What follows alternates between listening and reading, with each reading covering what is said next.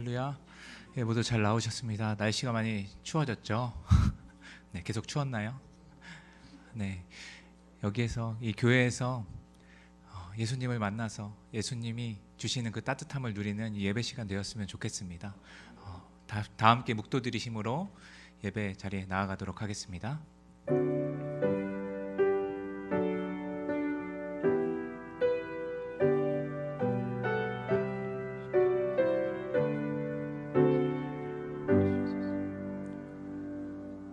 다 함께 사도신경으로 우리 신앙을 고백하도록 하겠습니다. 전능하사 천지를 만드신 하나님 아버지를 내가 믿사오며 그 외아들 우리 주 예수 그리스도를 믿사오니 이는 성령으로 잉태하사 동정녀 마리아에게 나시고 본디오 빌라도에게 고난을 받으사 십자가에 못 박혀 죽으시고 장사한 지 사흘 만에 죽은 자 가운데서 다시 살아나시며 하늘에 오르사 전능하신 하나님 우편에 앉아 계시다가 저리로서 산자와 죽은 자를 심판하러 오시리라. 성령을 믿사오며 거룩한 공회와 성도가 서로 교통하는 것과 죄를 사하여 주시는 것과 몸이 다시 사는 것과 영원히 사는 것을 믿사옵나이다. 아멘.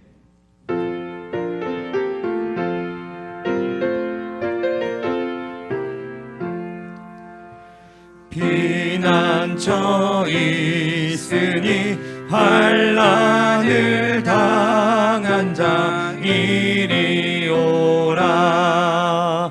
땅들이 변하고 물결이 일어나 산 위에 넘치네 두렵지 않네. 이방이 떠들고 나라들 모여서 진동하나. 우리 주 목소리 한 번만 바라면 천하의 모든 것 망하겠네. 만유주 하나님 우리를 도우니 피난처요. 세상의 난리를 그치게 하시니 세상의 창검이 쓸데없네. 높으신 하나님 우리를 구하니 할렐루야. 괴로움이 심하고 환난이 극하나 피난처 되시는 주 하나님. 아멘.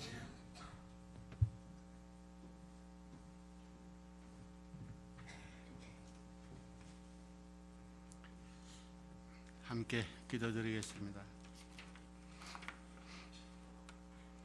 참 좋으신 하나님 아버지, 하늘의 별과 같이 바닷가의 모래알같이 수많은 사람 중에 저희들을 택하셔서 하나님의 자녀로 삼으시고 이 복되고 복된 자리를 불러주셔서 찬양과 기도로 예배드리게 됨을 하나님께 감사 찬양을 드립니다.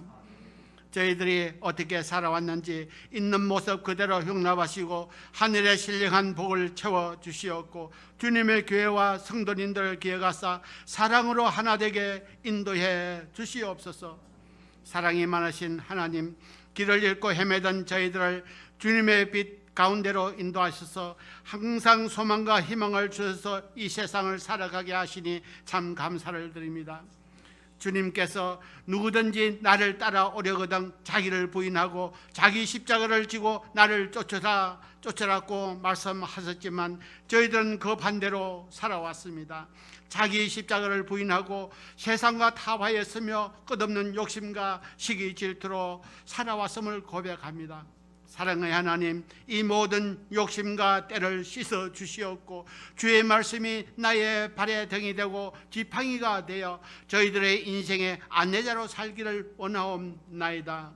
사랑이 많으신 하나님 아버지, 우리 교회를 사랑하사 날마다 성장하여 영혼 구원에 앞장서서 모든 성도님들이 한마음 한뜻으로 힘을 모아 모이면 기도하고 흩어지면 전도하는 위대 조항교회 성도님들에게 성령으로 강하고 담대한 믿음 주시옵소서. 걸어가신 하나님, 담임 목사님과 전도사님들에게 성령 충만으로 기름 부어 주셔서 주님의 영광을 나타내게 하옵시고 어떠한 역경과 시련을 이겨 주님의 이름으로 승리하는 목회가 되게 축복해 주시옵소서. 이 나라 이 민족을 사랑하시는 하나님, 우리 민족을 위해 하나님을 두려워하며 백성을 사랑하는 마음으로 이 땅 위에 하나님의 평화와 진리가 바로 서기를 원하옵나이다. 이 시간 예배드리는 성도님들 가운데 육신의 질병으로 코로나19의 어려움이 있는 성도님들에게 언제나 주님만 바라보며 소망과 희망찬 새날을 보여주시기를 원하옵나이다. 주님은 우리의 치료자이시며 우리의 구원자이심을 고백하오니 주님의 별로 깨끗하게 새롭게 믿음으로 인도해 주시옵소서. 말씀을 전하실 목사님께 성령 충만으로 말씀을 통해 어둠으로서 빛으로 낙심해서 희망과 소망으로 변화하는 역사가 일어나게 인도해 주시옵고, 성도들의 삶에 필요한 모든 것을 부족함 없이 가득 채워 주시옵소서. 예배를 돕는 성도님, 머리 숙인 성도님들과 가정에서 예배드리는 성도님들에게 하나님의 변함없는 사랑과 은혜의 복을 내려 주시옵소서. 사랑이 많으신 하나님 아버지, 사랑이 많으신 하나님 아버지 이름으로 기도드리옵나이다.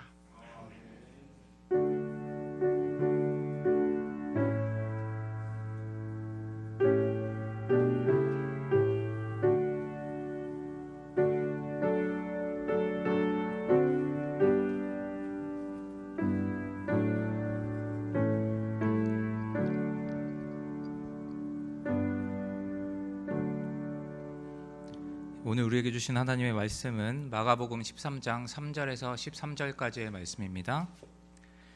마가복음 13장 3절에서 13절까지의 말씀입니다.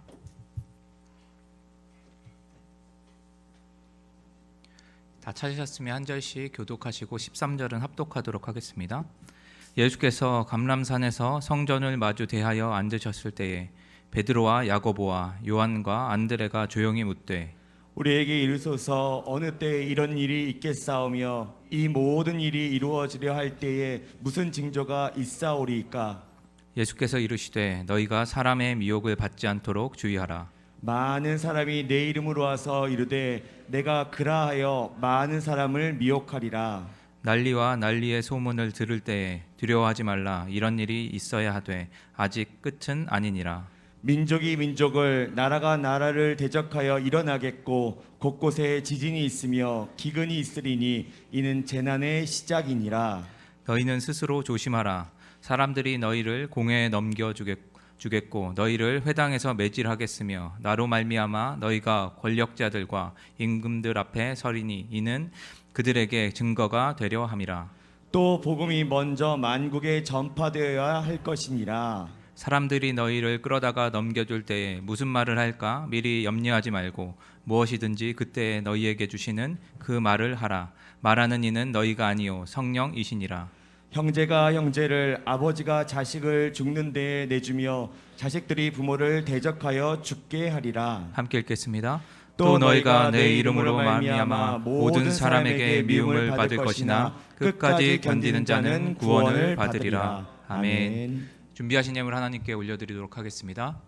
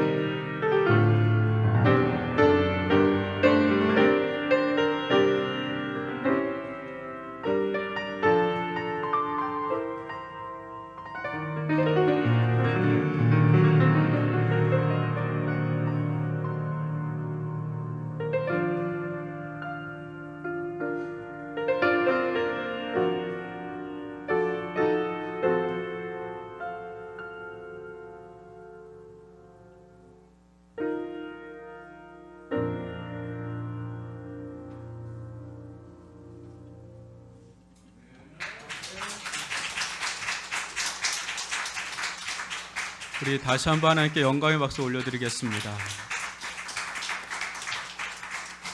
기도 드리겠습니다. 사랑의 하나님 아버지, 감사를 드립니다. 한 주간도 저희들의 삶을 주님께서 붙잡으시고 또 인도하시고 모든 필요한 것들을 공급하여 주신 줄 믿고 감사를 드립니다. 아버지, 이 시간 주님 앞에 예배드리며 경배드리며 나아가는 현장에 나와 있는 성도들, 또 온라인으로 예배드리는 모든 성도들 가운데 기름 부어주시고 주님의 그 깊은 안식과 평강을 허락하여 주옵소서. 이 시간 예배로 나오며 우리의 마음과 몸과 또 우리의 물질을 주님 앞에 드리오니 흠양하여 주시고 연락하여 주옵소서.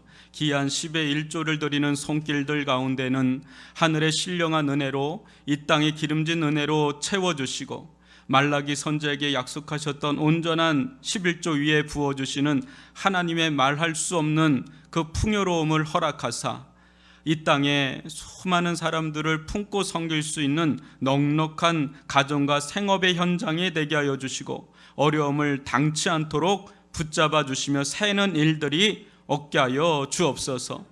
또 감사의 예물을 드리는 손길들 가운데는 감사는 또 다른 감사를 낳게 도와주시고 감사한 일들이 이어지게 도와주시며 고난과 역경 속에서도 하나님의 선한 손길을 볼 수 있는 믿음의 눈을 더하여 주시옵기를 원합니다. 또 이모저모 드리는 예물이 있습니다. 이 모든 것이 하나님 앞에 들려지게 도와주시고 하나님의 나라와 의를 이룬 데 쓰임받게 도와주시고 교회는 구제와 선교와 전도에 힘쓰는 복된 교회가 되어지기를 원합니다. 하나님 아버지, 코로나19와 여러 상황으로 어려움에 처해 있는 성도들도 있나이다.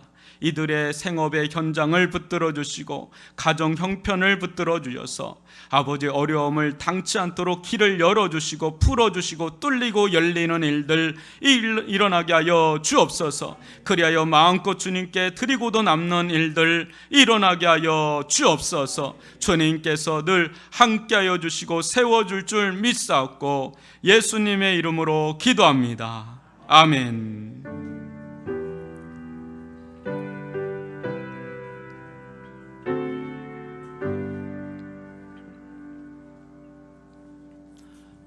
할렐루야. 한 주간도 잘 지내셨죠? 우리 좌우에 있는 분들 바라보면서 목례로라도 인사 좀 나누실까요? 잘 오셨습니다. 평안하시길 바랍니다. 사랑을 축복합니다. 광고 말씀 드리겠습니다. 계속해서 저희가 현장 예배 또 온라인 예배로 진행 중에 있으니까요. 여러분들 상황 보시고 현장에서 될 수 있으면 이제 현장에서 하기를 원하지만 또 여러 가지 사정이 있는 분들이 꽤 많습니다. 같이 온라인으로 예배 한 공동체로 예배 드릴 수 있기를 바라고요. 다니엘 1일 30기도는 계속 좀 유지를 하는 방향으로 저희들이 삼고요. 특별히 우리 고3 수험생들을 위한 기도를 좀 해주셨으면 좋겠는데요. 우리 김부경 집사님의 딸이죠, 김주은 자매 위해서, 또 이혜숙 집사님의 아들 요준아 형제 위해서, 김지성 권사님 손자입니다. 전재원 형제 위해서, 윤미진 집사님의 딸 전혜진 자매 위해서 특별히 기도를 해주셔서 원하고 바라는 길로 갈 수 있도록, 또 캠퍼스 기간 동안에 하나님을 깊이 만나고 또 하나님과 동행하는 또 만남의 축복이 있도록 위해서 기도를 해주시길 바라고요. 우리 물한그릇 선교 사역을 계속 진행 중에 있습니다. 지난번에는 말레이시아 남아프리카 공화국 쪽으로 저희가 지원했는데 개척교회나 선교지에 계속해서 랜덤으로 저희들이 알아보고 섬기려고 하니까 기도해 주시기를 바라고요. 닐레 금식기도 계속 진행 중에 있습니다. 감사드리고요. 계속해서 온택트 사역 저희들이 이모저모 또 이렇게 현장에서도 하고 또 이렇게 온라인으로도 하고 이렇게 하고 있는데 그래서 이걸 진행할 수 있기를 바랍니다. 주님께서 오늘 풍성한 은혜를 주시리라고 믿고요. 오늘 또 말씀 가운데 은혜를 누릴 수 있기를 바랍니다. 제가 기도하고 말씀 보도록 하겠습니다. 사랑의 하나님 아버지, 한 주간도 어찌 이렇게 시간이 빨리 가는지 어느 사이에 또 이 예배 자리에 오게 되었습니다. 코로나19로 여러 가지 생활의 반경은 줄어들었지만 저희들의 마음과 생각을 붙들어 주시고 또 분주하고 분유했던 우리들의 마음이 주님 안에서 평안을 되찾기를 원하고 또 소망을 보기를 원하고 믿음 안에 든든하게 서나갈 수 있도록 축복하여 주옵소서. 주님께서 함께하여 주실 줄 믿습니다. 예수님의 이름으로 기도합니다. 아멘. 오늘은 시대의 징조를 분별하고 견딥시다 라는 제목으로 함께 말씀을 보도록 하겠습니다. 우리는 때때로 갑작스럽게 터진 일로 당황할 때가 있습니다. 심지어 황망하게 이루 말할 수 없을 때도 있는데요. 어떻게 이렇게 큰 일이 이렇게 급작스럽게 일어나는가 이렇게 싶을 때가 있습니다. 정말 어떤 일은 전혀 손쓸 틈도 없이 갑자기 일어납니다. 그러나 대개는 어느 정도 이상 징후라는 게 있잖아요. 전조 현상이랄까, 사인 이런 게 있기 마련입니다. 문제는 우리가 그런 것들을 별 대수롭지 않게 이렇게 여긴다는 것입니다. 그러다 그런 것들이 서서히 쌓이고 쌓여서 어느 임계점을 넘길 때가 오는데 그때 이제 일이 일어나는 거예요. 갑작스럽게 일어나는 일은 별로 없다는 말이죠. 이는 사람과의 관계면 관계, 또 건강이면 건강, 어떤 경제적인 문제면 그런 문제, 사건 사고면 사건 사고, 이게 갑자기 오는 게 아니라 인제는 대부분 뭔가 사인을 줘요. 근데 우리가 그거를 대수롭지 않게 여기다 오는 거 뻥 하고 터지면 그때 이제 놀래고 이제 당황스럽게 이런 말할 수가 없는 거죠. 심지어 이런 이상징후, 전조 현상이랄까요? 이런 것은 천재지변에도 나타납니다. 다음은 이를 잘 파악하고 대처한 사례와 이제 그렇지 못한 그런 사례의 극명한 차이를 보여주는데요. 1972년 2월에 중국 라오닝성이라고 하는 그 하이청 거기와 또 성양시 일대에 규모가 작은 지진이 빈번하게 발생했습니다. 이때 마을 주변에 이상한 징후들이 자주 목격되었다고 그래요. 이게 우물에서 우물의 거품이 끓어오르는데 이게 끊임없이 끌어올리는 거예요.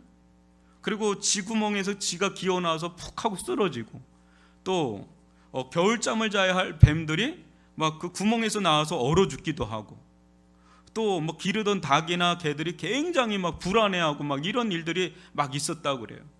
그러자 이 중국 당국은 대규모 지진이 임박했음을 예견하고 주민 100만 명, 굉장한 숫자죠. 이게 대피령을 내렸다고 합니다. 그로부터 정확하게 사흘 뒤에 대규모 규모 7.3이라고 하는 대지진이 일어났는데, 이를 통해서 수만 명의 피해를, 목숨을 앗아갈 수 있는 그런 피해를 줄였는데, 이게 지진의 어떤 역사에 있어서도 굉장히 예보적인 성공 사례라고 지금도 회자가 된다 그래요. 근데 반면에 이 하이청 지진이 있고 1년 뒤에 발생했지만 이 전조 현상을 알아채지 못해서 수십만 명의 어떤 피해를 낳은 지진이 있습니다. 무려 24만 명이 숨졌다 그래요. 20세기 최대 최악의 지진이라고 불리는 중국 당산의 대지진이 그겁니다. 여러분 당산 대지진이라고 좀 들어봤을 겁니다. 이때도 우물에서 칙칙거리는 소리, 김이 솟아오르고 수심이 갑자기 낮아지고 동물들이 대이동하는 일들이 일어났다고 그래요. 현지 주민들 중에는 지진 발생 전에 수만 마리의 잠자리가 갑자기 줄지어서, 또 새들이 200에서 300m나 돼서 줄지어서 서쪽으로 날아가는 것이 보였는데도 대부분 관심을 갖지 않았다고 합니다. 지진과 연결지어서 생각을 하지 않았다고 그래요. 그리고 며칠 뒤에 7.6이라고 하는 대지진이 이 공업도시였던 이 당산을 초토화시키는데 몇 초 만에 그냥 24만 명이 죽었다 그래요. 여러분도 놀래지도 않는데 우리 일이 아닌가 보다 그러는데 굉장한 사건이 이게 영화로도 굉장히 나왔던 그런 겁니다. 지난주에 우리가 살펴봤던 이 말씀에서 제자들은 예수님으로부터 어떤 얘기를 들어요? 충격적인 얘기 듣잖아요. 자기들이 절대 무너지지 않을 거라고 하는 이 성전의 충격적인 미래에 대해서 듣고 어안이벙벙했던 거죠. 어떻게 이런 일이 있을 수 있을까? 그거에 대해서 예수님을 따르던 그들에게 이 상황은 그냥 무시하고 넘어갈 수 있는 상황이 아니니까, 그렇다고 무턱대고 받아들이기에는 너무 믿겨지지가 않으니까 오늘 다음과 같이 질문을 하는데, 여러분 3절과 4절을 한번 보시면 교독으로 읽어볼까요? 예수께서 감난산에서 성전을 마주대하여 앉으셨을 때에 베드로와 야고보와 요한과 안드레가 조용히 묻되 우리에게 이르소서 어느 때에 이런 일이 있겠사오며 이 모든 일이 이루어지려 할 때에 무슨 징조가 있사오리이까? 어느 때 이런 일이 있겠으며 이 모든 일이 이루어지려 할 때에 무슨 징조가 있사오리이까? 뭐예요? 한마디로 성전이 무너지기 전 그것을 알리는 어떤 이상 징후, 전조 현상, 어떤 특별한 사인이나 징조, 그게 있습니까? 이렇게 묻는 겁니다. 이는 만약 그런 일들이 일어나는 것을 본다면 그때는 정말 성전이 무너진다는 이 말도 안 되는 것 같은 그 말을 믿겠다라는 그런 심산인 거예요. 사랑하는 성도 여러분, 우리가 성경에 기록된 많은 부분, 특히 온 인류 가운데 장차 일어날 미래에 대한 말씀들은 어때요, 여러분? 그게 확 믿겨지십니까? 좀처럼 받아들이기도 믿기도 어렵습니다. 진짜 이런 일이 일어날까? 진짜 일어날까? 그런 거죠. 그렇다고 또 거부하기도 또 믿지 않기도 애매합니다. 또 이게 만에 하나, 지금이야 모르지만 만에 하나 이게 일어나기라도 하면 어떡하나 싶은 마음에 보험이라도 들어놓듯 이렇게 여기는 자들이 있습니다. 그래서 우리들은 나름의 안전지대를 마련합니다. 야, 누구누구야, 머리로만 동의하고 인정해도 돼. 그것도 믿는 거야. 머리로만 동의하고 믿으라는 거야. 삶이야 다들 비슷하지 않겠어? 유별나게 굴지 마. 너 정말 성경 그대로 믿고 살려고 그래? 누구누구야, 이 세상 어떻게 살아가려고 그래? 그렇게 해서 못 살아. 어떻게 성경 말씀 그대로 믿고 그렇게 살아갈 수가 있겠어? 야, 이 세상이 얼마나 좋은데, 누릴 것도 많고 가질 것도 얼마나 많니? 그렇게 비관적으로 바라보지 마. 얼마나 이 세상 아쉽냐? 너 마음껏 누리고 잘 살아. 그 천국 가. 이 세상에서도 잘 살고 천국도 가고. 야, 일석이조 아니냐? 너 구원받은 거 믿지? 그럼 됐어. 뭐 그렇게까지 그렇게 살 필요 없어. 믿으면 됐잖아. 괜찮아. 이게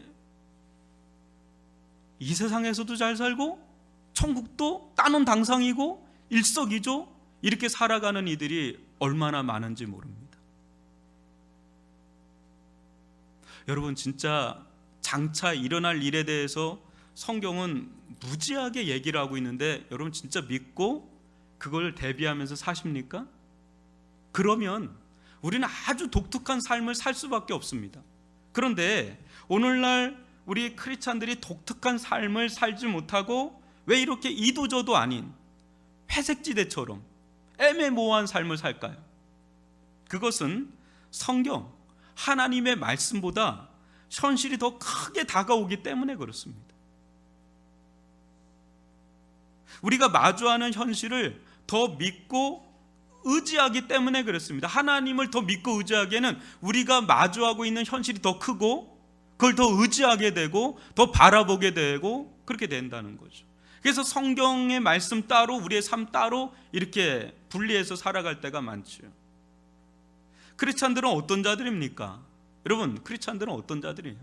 크리스찬들은 보이지 아니하나 분명히 존재하는 하나님의 나라를 기준 삼아서 오늘날 주어지는 이 땅의 삶을 살아가고 변혁시키는 자들이 크리스찬인 줄 믿습니다.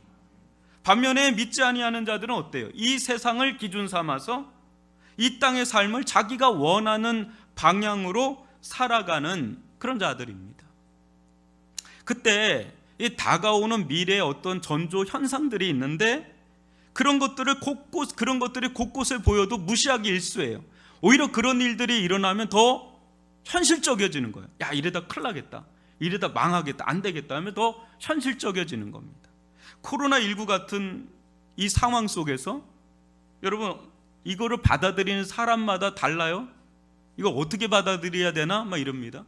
근데 코로나19 같은 경고등이 아무리 막 울려도 들리지 않는 자에게는, 보이지 않는 자에게는 이게 들리지도 보이지도 않는 겁니다. 야, 이럴 때 이게 어떻게 살아야 되지? 야, 이렇게 살아야 된다, 이렇게 살아야 된다. 안전지대, 안전책을 막 마련하는데 그가 성경과 멀어질 수가 있다는 거죠. 저는 오늘 말씀을 통해서 하나님께서 크신 자비를 베푸사 마지막 때 우리에게 보여주는 이상 징후들이 있다는 거예요. 전조 현상들이 있다는 거예요. 사인이 있어요. 그것이 무엇인지 깨닫고 깨어 준비하는 성도들이 되기를 주님의 이름으로 축원합니다. 여러분, 우선 이 성전이 무너지기 전에 반드시 일어날 일이 있는데 미혹하는 자들이 먼저 일어난다는 겁니다. 여러분, 5절로 7절을 교독으로 읽어보겠습니다.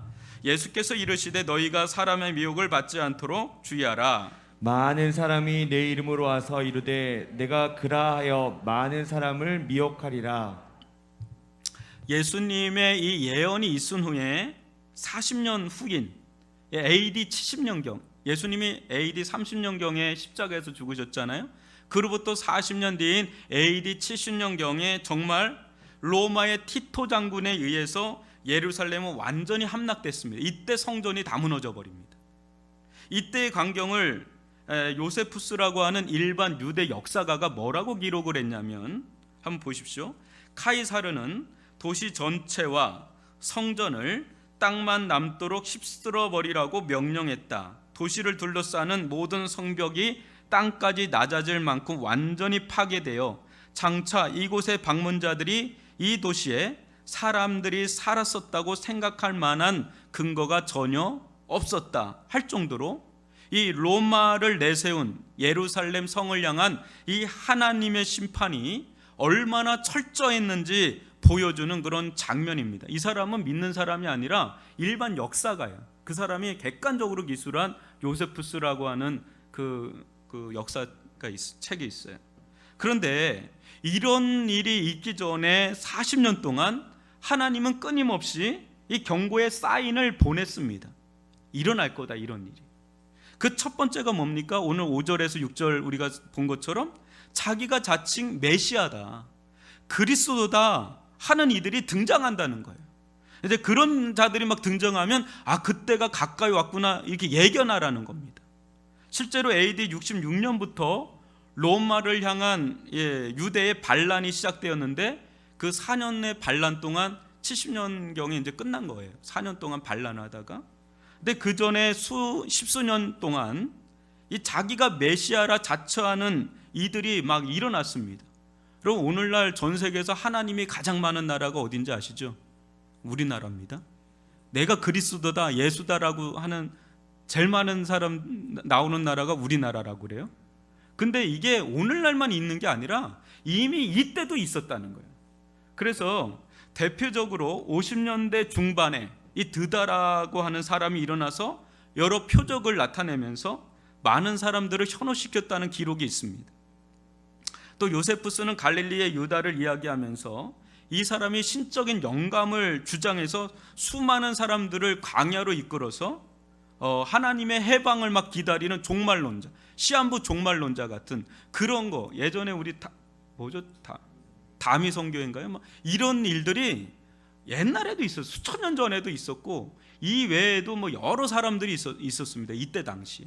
근데 이런 일들이 일어나면 마치 대지진이 있기 전에 아까 말했던 수많은 어떤 동식물들이 시그널을 보내잖아요. 그런 것처럼 곧 재앙이 미칠 것이다 이렇게 간파해야 한다는 거죠. 그러나 그것을 하나님의 심판과 연결짓지 않고 그냥 그 자체로만 보는 거야. 저런 사람들이 일어났구나. 그러한 그냥 우연히 일어난 일이겠구나. 뭐 그런 일도 일어날 수 있겠지 하고 여긴다면 더 이상 답이 없는 겁니다. 이렇게 얘기를 했는데 우리는 이 시대 흐름 속에 일어나는 일들을 단순한 어떤 발생 또 우연의 산물로 치부해서는 안 됩니다. 하나님의 섭리는요, C.S. 루이스가 한 말처럼 우연을 가장하고 일어나는 필연입니다. 그래서 하나님의 눈으로는 우연이 없어요. 여러분, 우연히 일어난 것 같잖아요. 우연은 없다는 거예요. 우린 그걸 믿잖아요. 여러분, 코로나19는 과연 우연히 일어난 것일까요? 우한에서 그냥 자연 발생적으로 우연하게 일어난 일일까요? 그 가운데 이 자칭 내가 메시아다, 그리스도다, 예수다, 하나님이다라고 하는 이 이만희 교주라고 하는 신천지 이 사태가 우연히 벌어진 일일까요? 묘하게도 코로나19가 아니었다면 만천하에 이 신천지의 실체가 이렇게까지 드러날 일은 없었을 것입니다. 저는 그렇게 드러나지 않을 거라고 보거든요. 근데 뭐 만천하에 얼마나 드러났는지요. 또 교회의 힘으로는 도무지 이 신천지의 피해는 너무 막심했지만 도무지 교회의 힘으로는 막을 수가 없었어요. 파죽지세로 신천지의 세가 커졌었거든요. 근데 이 사태로 정부나 언론 방송에서 교회가 해야 될 일을 다 해줬어요. 막 교육해주고 신천지는 이런 곳이다, 이렇게 예방해야 된다, 이런 곳이다 막 해주는데 이게 우연의 일일까요? 여러분도 어떻게 보십니까? 이것이 다 하나님의 숨겨진 뜻 안에서 이루어진 것인가, 아니면 우연의 산물인가? 저는 이것이 우연의 산물이라고 보지 않습니다. 하나님의 주권과 섭리 속에서 일어난 일인 줄 믿습니다. 우리는 시대 속에서 일어나는 일들이 있잖아요. 그냥 그 액면만 보지 말고 그 이면에서 역사하시는 하나님의 손길과 하나님의 행하심과 하나님의 뜻을 볼 수 있는 눈을 가질 수 있기를 바랍니다. 우연히 일어나는 게 아니라 그것을 하나님과 연결져서 바라볼 수 있는 믿음의 눈을 장착할 수 있기를 주님의 이름으로 축원합니다. 둘째는 성전이 무너지기 전에 또 일어날 일이 있는데 그것은 먼저 난리와 지진과 기근, 전쟁이 있을 것이라는 겁니다. 7절과 8절을 교독으로 읽어보겠습니다. 난리와 난리의 소문을 들을 때 두려워하지 말라. 이런 일이 있어야 돼. 아직 끝은 아니니라. 민족이 민족을, 나라가 나라를 대적하여 일어나겠고 곳곳에 지진이 있으며 기근이 있으리니 이는 재난의 시작이라. 실제 AD 40년경에 이 로마 황제 칼리큘라라고 여러분 좀 들어봤을 텐데 이 시대 때 엄청나게 난리 소문이 막 굉장히 횡행했다고 그래요. 진짜 전쟁이 막 일어날 것처럼. 근데 일어나지는 않았습니다. 소문만 막 무성했던 거죠.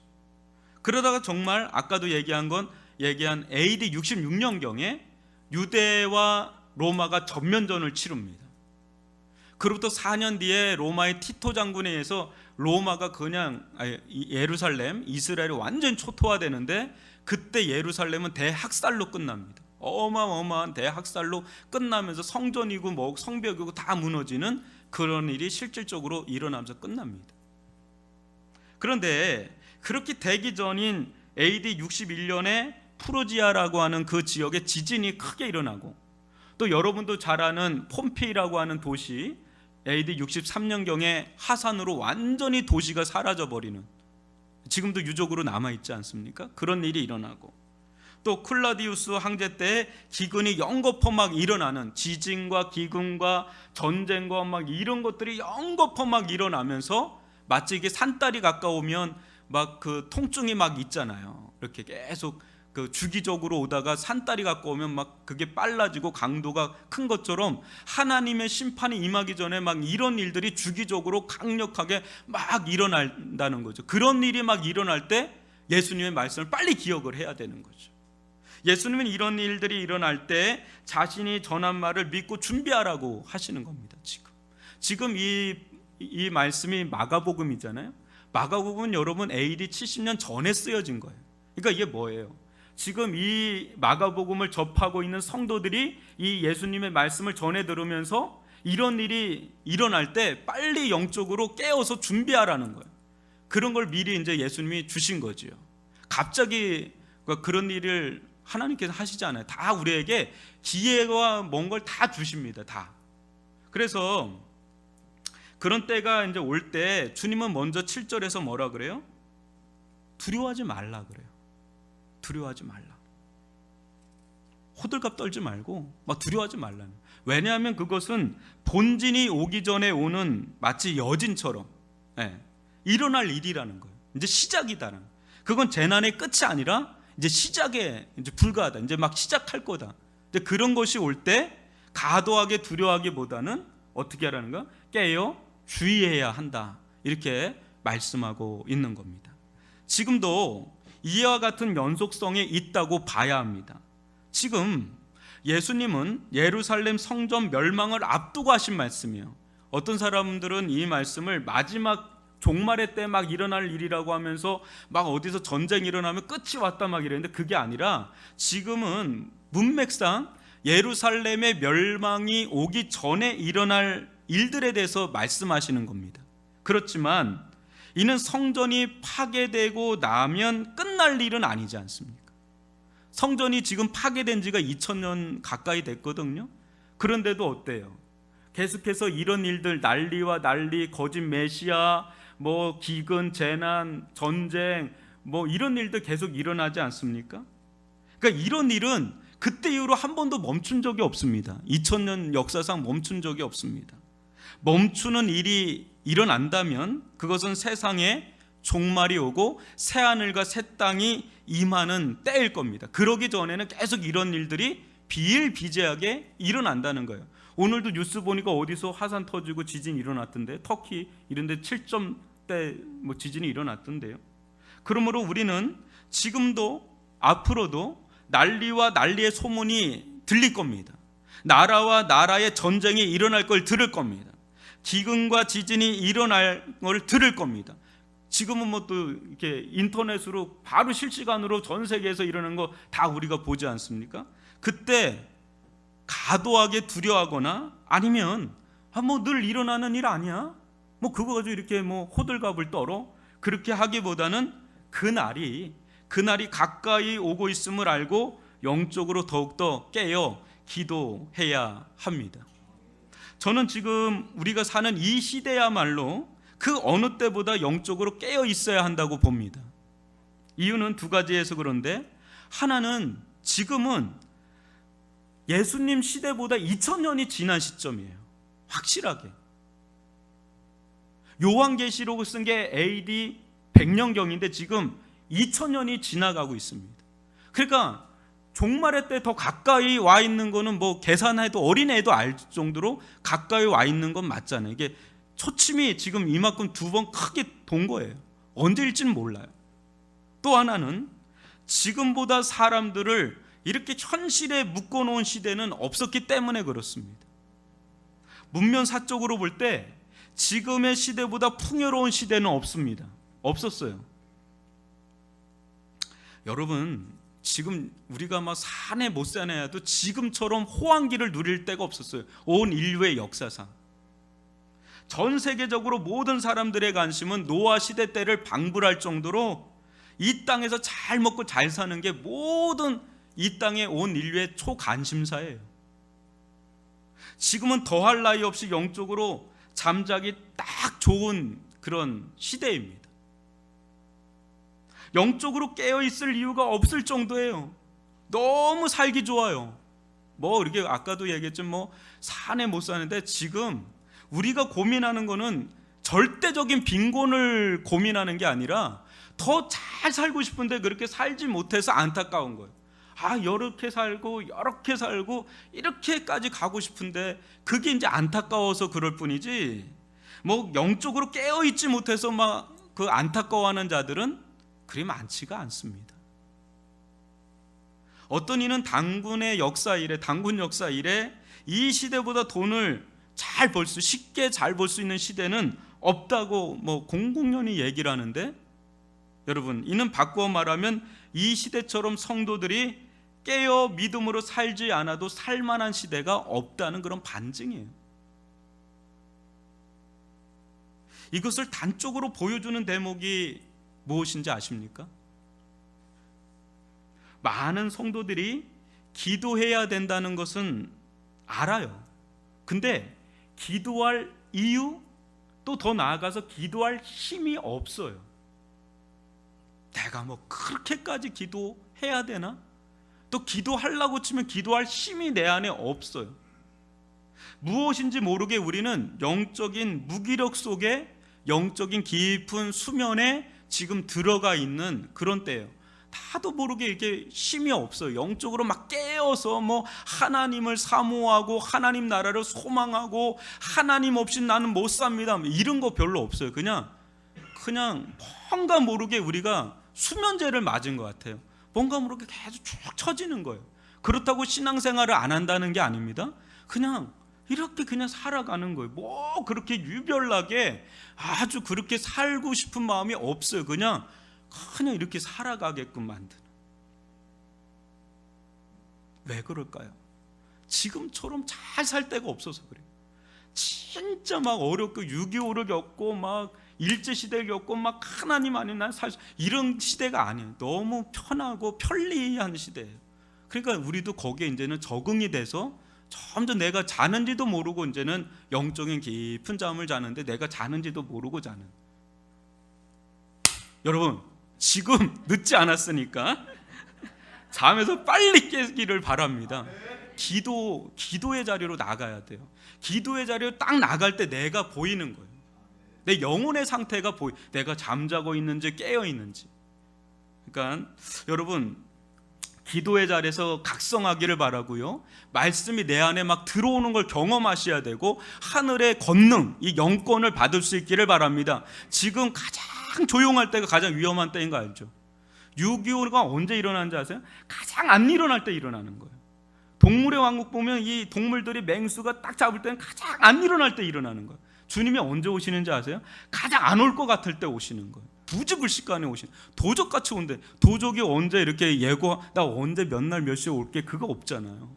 그러니까 가장 안 올 것 같은 가장 평안할 때가 가장 위험한 때인 걸 아시고 깨어서 있기를 바랍니다. 여러분, 조는 분이 한두 분 있어서 제가 하는 거예요.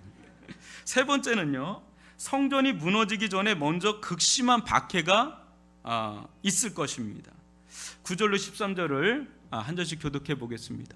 너희는 스스로 조심하라. 사람들이 너희를 공에 넘겨주겠고 너희를 회당에서 매질하겠으며 나로 말미암아 너희가 권력자들과 임금들 앞에 서리니 이는 그들에게 증거가 되려 함이라. 또 복음이 먼저 만국에 전파되어야 할 것이니라. 사람들이 너희를 끌어다가 넘겨줄 때에 무슨 말을 할까 미리 염려하지 말고 무엇이든지 그때 너희에게 주시는 그 말을 하라. 말하는 이는 너희가 아니요 성령이시니라. 형제가 형제를, 아버지가 자식을 죽는 데에 내주며 자식들이 부모를 대적하여 죽게 하리라. 또 너희가 내 이름으로 말미암아 모든 사람에게 미움을 받을 것이나 끝까지 견디는 자는 구원을 받으리라. 아멘. 예수님은 예루살렘 성전이 무너지리라는 이 초유의 사태를 앞두고 거짓 메시아의 등장이 있을 것이다. 전쟁과 난리의 소문과 기근과 지진이 있을 것이다. 또 그리고 마지막으로 믿는 성도들을 향한 핍박과 박해가 있을 것이다. 이렇게 하십니다. 그래서 실제 당시 로마의 역사가였던 타키투스라는 사람이 AD 64년에 네로의 박해를 기술하면서 자신들이 기독교임을 자백한 사람들을 체포를 하는데 이들의 추가 폭로로 더 많은 기독교인들을 체포했다는 그런 실질적인 문헌들이 있습니다. 이제 이것이 얼마나 심각한 상황으로 이루어졌는지는 가족까지 붕괴시키는 그런 초유의 일이 벌어졌습니다. 예수를 믿는다는 이유로 형제가 형제를, 또 아버지가 자식을, 자식들이 부모를 대적해서 죽는데 내어주는 그런 일까지 벌어졌습니다. 이게 엄청난 일 아닙니까? 자기 가족 때문에 자기가 죽는 거예요. 자기는 믿지 않거나 우리 가족 중에서도 믿지 않는 이제 가족이 있을 수 있잖아요. 또 믿어도 언제든지 변절할 수 있는 그런 믿음이 작은 아주 그런 믿음이라면 결사적으로 이런 때, 엄청난 핍박과 박해 때 어때요? 믿는 형제나 자식이나 부모 때문에 자기 자신까지 죽게 되면 이게 얼마나 억울해요. 나는 믿지 않는데 내가 저 사람 때문에 내가 죽는다고 할 때 그 사람이 아무리 가족이라고 하더라도 제발 믿지 말라고 막 애원할 거 아니겠어요? 그냥 말로 믿지 않는다고 말이라도 해라. 그래야 나도 살고 우리 가족도 살지 않겠느냐. 그렇지 않으면 당신 때문에 우리 모두 다 죽게 생겼다, 막 이렇게 막 애원을 하는데 거기다 대고 믿는 이 사람이 나는 그럴 수 없다, 내 신앙 양심상 예수님을 나는 부인할 수 없다, 이런 말을 아무리 사랑하는 가족이라고 해도 막 이런 말을 듣는다고 해봐요. 여러분 어떻겠어요? 화가 머리끝까지 날 거예요. 어떻게 자기밖에 모르냐, 당신 이기주의자다, 하나님 믿는데 예수님 믿는데 어떻게 이렇게 남모를라라고 하고 우리 다 죽게 만들 거냐, 당신처럼 이기적인 사람은 없다, 막 이렇게 나온다면 우리보다 예수가 그렇게 좋냐? 그럼 우리는 죽어도 괜찮는 거냐? 막 하면서 이 강신도 중에 이 강신도 막 이러면서 화가 머리끝까지 올라가서 막 형제가 형제를 막 고발하고, 자식이 아버지를 고발하고, 아버지가 자식들을 고발하고, 막 죽는데 내어주고, 이런 일 충분히 상상할 수 있는 일 아닙니까? 제가 힌두교를 갔었는데, 인도에 갔는데 거기는 예수를 믿으면 정부에 신고를 해야 됩니다. 그렇게 되면 어떻게 되는지 아십니까? 바로 직장 생활 못합니다. 그런 데서 어떻게 예수를 믿는다고 세례를 받고 믿는다고 고백을 하겠어요? 지금도 여러분 매년 몇만 명이 순교하는지 아십니까? 순교 안 할 것 같죠? 이 시대 9만 명이 순교한다 그래요. 6분당 1명이 순교한다 그럽니다. 지금 북한에 5만 명이, 예수 믿는 사람 5만 명이 그 수용소에 갇혀 있다 그래요. 이게 우리나라는 지금 그런 환경이 아니라서 종교의 자유가 있는 나라잖아요, 민주주의는. 그래서 이렇게 하는데 안 그런 나라가 엄청 많습니다. 지금 예수를 모르는 자들에겐 유대나 로마 당국자들은 현실적으로 더 세요. 그리고 더 선량해 보여요. 또 예수는 반란과 반역, 난동의 아이콘이에요. 막 그걸 피우다가, 난동을 피우다가 십자가에 처참하게 죽은 이단의 개수처럼 보이는 거예요. 유대의 한 젊은 청년에 불과한 겁니다. 그러니 그런 예수께 막 목숨을 바쳐서 따르는 자들, 그게 제 아무리 가족이라 해도 이게 미친 자들 같은 거예요. 강신도들 같은 거예요. 그런데 예수님은 이런 일이 일어나는 것을 보거든 예루살렘의 멸망이 가까이 왔다는 사인이니까 준비하라는 그런 것입니다. 그러면서 말씀하십니다. 13절을 다시 한번 읽어볼까요? 시작. 또 너희가 내 이름으로 말미암아 모든 사람에게 미움을 받을 것이나 끝까지 견디는 자는 구원을 받으리라. 아멘. 사랑하는 성도 여러분, 우리는 세상의 빛과 소금이 되어야 합니다. 또 우리는 하나님을 사랑하고 이웃을 사랑해야 합니다. 그러나 어느 순간 우리는 예수님을 믿는다는 이유로 모든 사람에게, 심지어 사랑하는 가족들로부터도 미움을 받게 될 겁니다. 아니, 미움을 받습니다. 받을 수밖에 없습니다. 왜 그렇습니까? 왜 그럴까요? 이는 당시 세상 사람들, 특히 로마의 역사가나 작가들의 눈에 이 그리스도인들이 어떻게 비춰졌는지를 보시면 알 수가 있는 건데요. 당시 수에토니우스라고 하는 사회 풍자 작가라고 있었는데, 그 자들이 이 그리스도인들, 1세기의 그리스도인들을 볼 때 새롭고 악한 미신을 부여받은 인간 종족이라고 묘사했습니다. 아주 악한 미신을 따르는 그런 아주 천박한 종족이라고 본 거죠.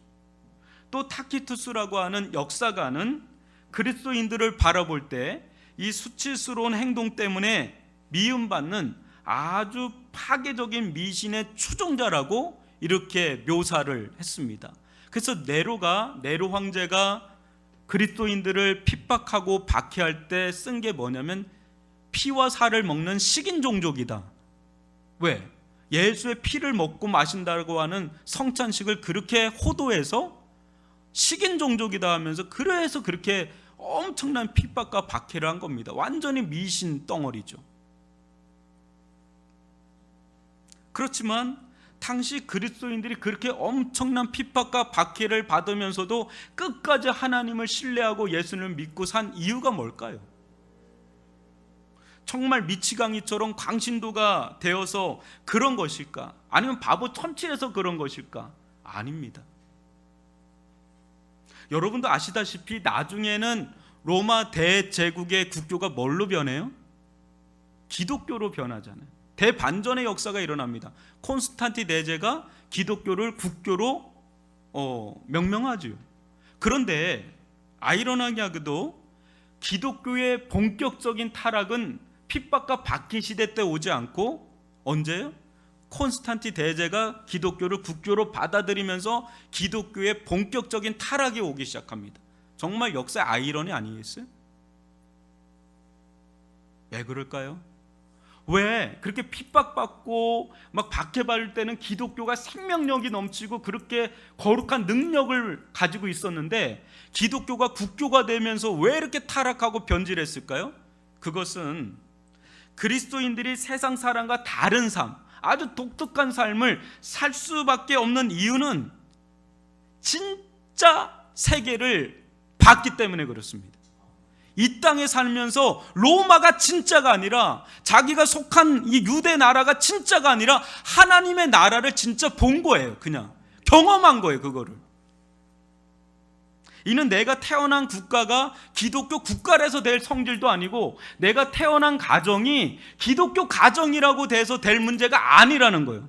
이건 사람의 교육으로 될 문제가 아니다라는 거예요. 그것은 어떤 말이나 환경의 차원을 넘어서는 어떤 일이 그 사람 가운데 일어난 겁니다. 뭡니까? 세상이 어떻게 돌아가는지 모르는 바는 아니지만 진짜 현실 세계인 하나님의 나라가 어느 날 그 사람의 영혼 가운데 들어온 거예요. 도무지 부인할 수 없는 일이 자기 안에 들어온 거예요. 부인하기에는 너무나 분명한 일이 자기 안에 들어온 겁니다.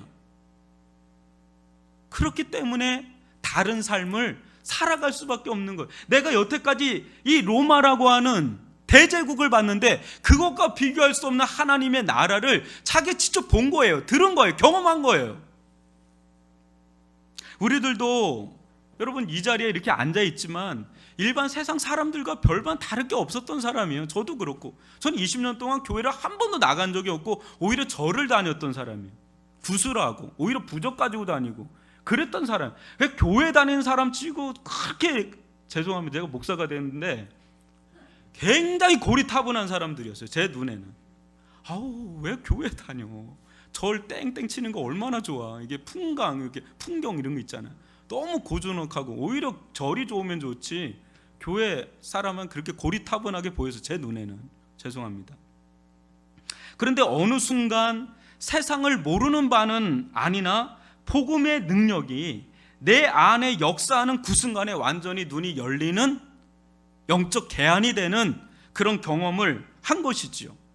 그때 내가 사는 세상이 다가 아니구나. 내가 세상을 잘못 바라보고 있었구나. 이 세상만이 전부가 아니구나.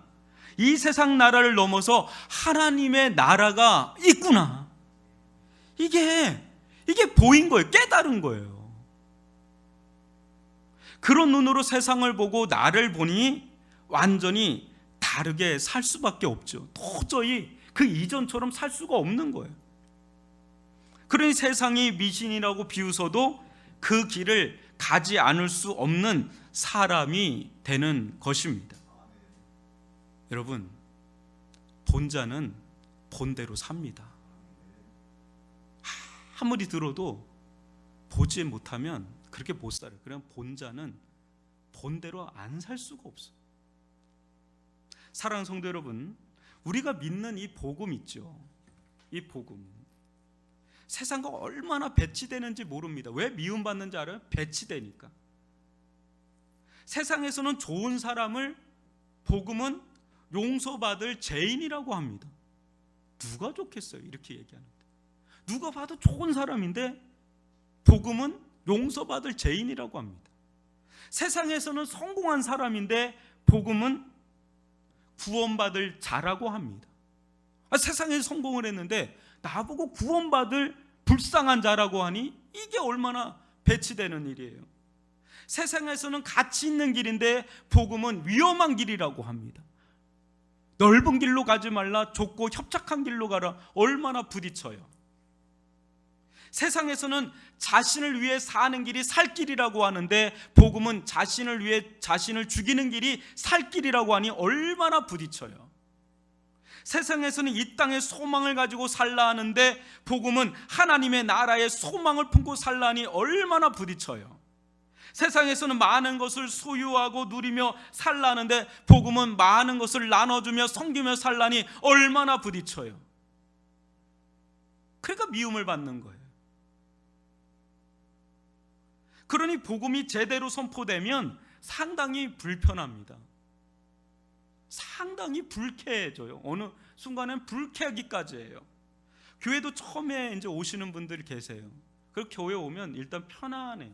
사람들도 좋고 마음의 쉼도 누리고 전쟁같이 살다가 교회 오면 그렇게 편하고 심지어는 잠도 못 자던 자가 교회 오면 그렇게 잠이 자라.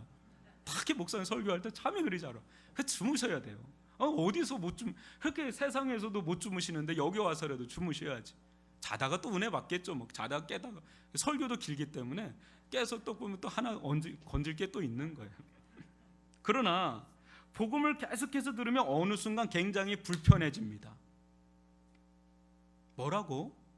내가 구원받아야 할 죄인이라고? 뭐야 이거? 내가 무엇을 그토록 잘못했다고 심판받을 죄인이라는 게야? 내가 지금까지 얼마나 열심히 살아왔는데, 내가 우리 가정 지키려고 얼마나 아둥바둥하면서 열심히 살아왔는데 뭐라고? 내가 죄인이라고? 심판받는다고? 내가 뭐 잘못된 것이라고? 이게 말도 안 되는 소리를 하고 있네 하면서 어느 순간부터 마음이 그렇게 불편해져요. 교회 와서 마음 편하게 쉬다가 가야 되는데 어느 순간부터 되게 불편스럽고 불쾌하기까지 그럴 때가 옵니다. 그러다 어느 날 이 복음의 능력이 임하고 은혜가 그 영혼을 강타할 때가 있어요. 그 늘 듣던 얘기인데, 늘 알던 것 같았는데 그게 막 능력으로 은혜로 내 영혼을 강타하고 들어갈 때가 있습니다. 그때 그 완고하고 돌덩이 같은 그런 마음을 품었던 그 마음이 부서지고 깨지고 막 변화가 일어나는데, 막 50이 넘고 60이 넘고 70이 넘은 어르신 같은 분들이 어린아이 같이, 마음이 어린아이 살결같이 막 변하는데 눈물 주룩주룩 막 흘리면서 회개의 눈물을 흘리기 시작을 하는데, 이게 내가 하는 게 아니야. 복음의 능력이 임한 거야. 하나님의 나라가 진짜 그 말로만 듣던 하나님의 은혜가 자기 속의 영혼을 강타고 들어오는데, 그때 고백합니다. 목사님, 내가 다른 사람들은 모르겠고 이제 예수님의 말씀이 무슨 말씀인지 이제 알겠습니다. 근데 이제 예수님이 보입니다. 목사님 그렇게 말씀하셨던 그 예수님이 내 눈에 이제 보여요. 하나님의 나라가 보입니다. 내 지금까지 살아온 삶이 이렇게 후회된 적이 없습니다. 난 나름 열심히 살아왔고 성실히 살아왔는데 이렇게 후회된 적이 없습니다. 목사님, 근데 이제 하나님 앞에 새로운 삶을 살렵니다. 이렇게 눈물 흘리면서 고백하는 성도들을 봅니다. 그때 그분도 눈물 흘리지만 그분을 위해서 기도하고 섬겼던 주변에 있는 많은 사람들도 그냥 눈물을 흘려. 왜? 그 사람이 어떤 사람인지 아니까. 그 사람이 이렇게 변화될 사람이 아닌데 그 말로 해서 변화될 게 아니잖아요. 사람이 50이 넘고 60이 넘고 70이 넘는데 어떻게 사람이 변합니까? 근데 하나님의 은혜는 사람을 변화시킬 줄 믿습니다. 하나님의 이 복음의 능력이 그 사람을 완전히 뒤집어 놓는 겁니다. 그때 이 전혀 새로운 삶을 살게 되는, 완전히 우리 부인할 수 없는 하나님의 능력의 역사, 하나님의 이 구원하신 역사가 우리에게 임할 때, 그때 그 은혜를 받은 자는 이제 이전처럼 살려고 해도 살 수가 없어요. 아마 여러분들 가운데 예배하지 말아라, 기도 드리지 말아라, 하나님 말씀 드리지 말아라, 찬송하지 마, 막 이렇게 얘기하면 아마 여러분들은 그게 고문일 거예요. 여러분들에게 최고의 고문은 그게 고문일 겁니다. 그렇게 이전처럼 살려고 그래도 그렇게 안 돼요. 사람 변화된 거예요. 완전 본 거죠, 들은 거죠, 열린 거죠. 아멘이십니까?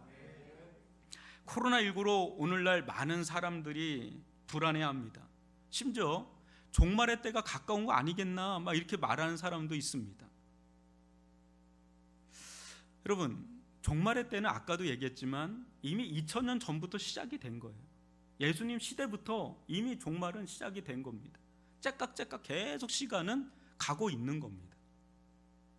우리들은 오늘 예수님의 말씀을 들으면서 단순히 성전 멸망, 지금 이 말씀 성전이 멸망하기 전에 이런 일이 일어날 거다라고 하는 예견의 말씀이지만, 오늘날 이 말씀은 오늘날에도 우리에게 적용되어지고 있는 말씀이다. 오늘날도 계속해서 경고의 사이렌을 우리에게 울려주고 있는, 이 경종을 울리는 그런 말씀이에요. 왜? 지금도 계속 이런 일은 일어나고 있기 때문에. 근데 그것이 주기가 이제 빨라지고 강해지는 때가 이제 조만간 올 수 있겠죠. 그게 우리가 살아생전에 올 수도 있고 아니면 우리 죽음 이후에 올 수도 있지만, 그런 때는 계속 우리들 가운데 오고 있다는 겁니다. 그때 여러분, 단순히 두려워할 것도, 또 그렇다고 영적으로 잠잘 것도 아닌 우리가 해야 될 건 뭡니까? 정신을 바짝 차려서 깨어서 주님을 맞이할 준비를 해야 됩니다. 지금이라도 나를 데리고 간다면 언제든지 마라나타, 주여 어서 오시옵소서 하면서 맞이할 준비를, 늘 기름을 준비하고 있는 다섯처녀, 슬기로운 다섯처녀처럼 그렇게 깨어서 준비하는 그런 성도들이 될 수 있기를 주님의 이름으로 축원합니다. 여러분, 주님이 오실 때는 가장 안 올 때 오십니다. 가장 평안할 때 오십니다. 그렇기 때문에 지금 이 코로나19를 저는 엄청난 사인으로 보고 있거든요. 이 안에 엄청난 하나님의 메시지가 수년을 통해야 이 메시지가 다 풀릴 정도로 엄청난 암호들이 이 코로나19 가운데 있다고 저는 봅니다. 이때 우리가 해야 될 것은, 여러분, 절대 어떤 일이 일어나도 주님을 믿는 믿음에서 떨어지지 않도록 끝까지 견뎌야 합니다. 끝까지 건지는 자, 그 자는 구원을 받는 줄 믿습니다. 그런 은혜가 저와 여러분들 가운데 충만하기를 주님의 이름으로 축원합니다. 기도하겠습니다. 사랑의 하나님 아버지, 성전이 멸망하기 전에 수많은 징조와 현상을 보여줬음에도 불구하고 그것을 다 무시하고 넘어간 이스라엘 가운데 어마어마한 하나님의 진노의 재앙이 일어난 것처럼, 또 우리들 이 시대에도 끊임없는 난리와 난리, 거짓 메시아, 기근과 지진과 화산과 전쟁과 또 핍박과 박해가 일어나고 있는 이런 시기로 돌아온 지가 2000년이 넘었습니다. 하나님, 코로나19로 우리는 굉장한 위기 가운데 있습니다.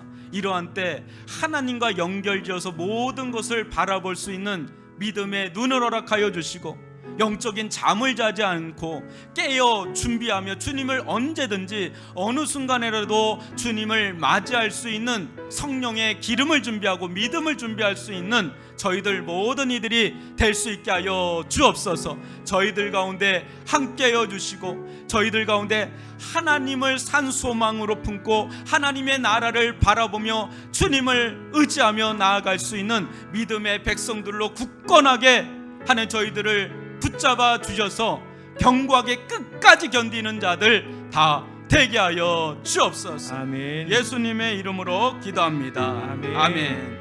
우리 다 같이 일어나셔서 주의 나라가 임할 때 찬양하며 나갑니다.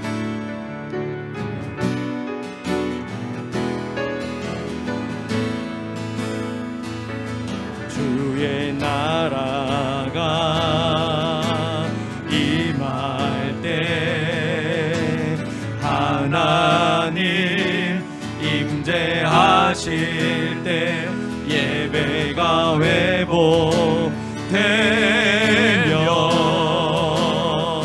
기적은 일어나네. 전능하신 주 영원하신 능력의 통치자 자유가 선포되어 주 백성 돌아오네. 하나님 나라 임하소서. 영광과 존귀 능력과 위엄 놀라운 사랑의 기적의 하나님 지금 이곳에 오소. 주 높고 위대하심을 주 높고 위대하심을 크게 외쳐 선포하네. 만왕의 왕 주 하나 지금 오소서. 지금 오소서. 사랑하는 성도 여러분, 우리 이 시간 기도하기로 합니다. 우리가 이 땅에 살면서 준비할 것들이 많지만은 무엇보다 영적으로 참 준비가 되어야 됩니다. 영적으로 잠자기 쉬운 때에 우리가 살고 있습니다. 이때 주의 말씀 앞에 경성하기를 원하고, 또 세상에서 일어나는 일들이 우연의 산물로 보는 것이 아니라 하나님과 연결지어서 민감하게 바라보고 언제든지 주님을 모실 수 있는, 받을 수 있는, 맞이할 수 있는 영적인 깨어있음 가운데 우리가 있게 해달라고, 우리 이 시간 우리와 우리 자신과 가정과 이 나라 민족을 위해서 주여 한번 부르면서 기도합니다. 주여,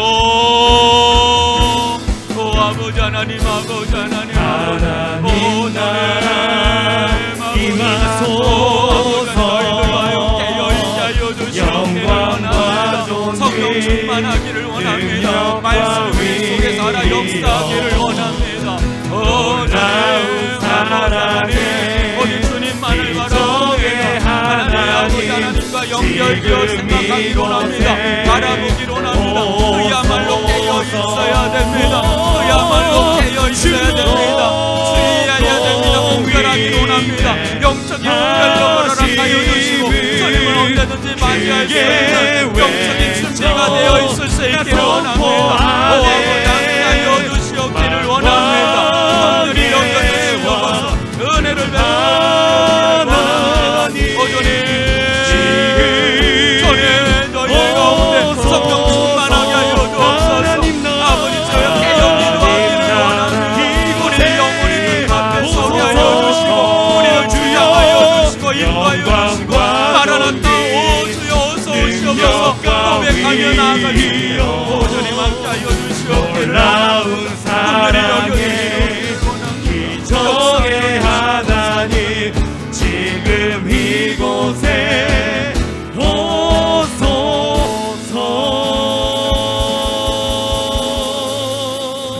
이제는 우리 구주 예수 그리스도의 은혜와 하나님 아버지의 극진하신 사랑하심과 성령의 감화감동 교통하심이 이 세상에서 일어나는 일들을 영적으로 분별하며 깨어 주님 앞에 서 있기를 바라며 언제든지 주님을 맞이할 영적인 준비가 되어 있기를 원하는 이 자리에 서 있는 주의 백성들과 온라인으로 예배드리는 모든 우리 성도들과 그 가정과 자녀와 또 생업의 현장 위에, 또 이 나라와 민족과 세계 열방 위에, 또 세계 곳곳에 흩어져 이름도 없이 빛도 없이 수고와 헌신을 다하는 선교사님들과 그들의 사역 위에, 또 세계 곳곳에 순교의 위험 속에서도 하나님만을 의지하며 끝까지 믿음으로 견뎌내는 수많은 묻성도들, 그 머리머리 위에 이제로부터 영원토록 함께 있을지어다. 아멘.